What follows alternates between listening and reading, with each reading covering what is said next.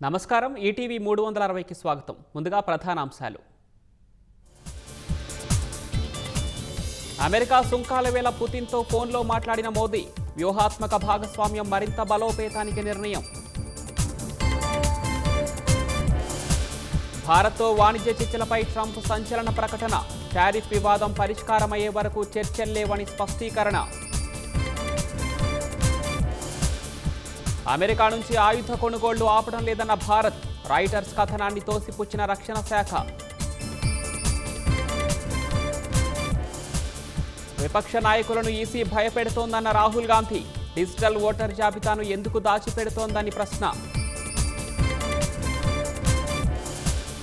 YS Bhaskar Reddy, Devireddy Shivashankar రెడ్డికి 41A నోటీసులు, TDP నేతను బెదిరించిన కేసులో వివరణ కోరిన పోలీసులు.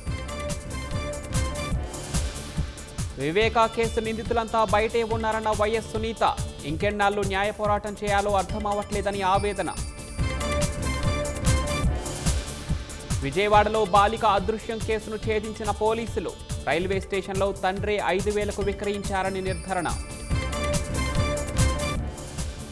ఫిల్మ్ ఫెడరేషన్ యూనియన్లతో సంప్రదింపులు చేయొద్దు, నిర్మాతలకు తెలుగు ఫిల్మ్ ఛాంబర్ల కీలక ఆదేశాలు.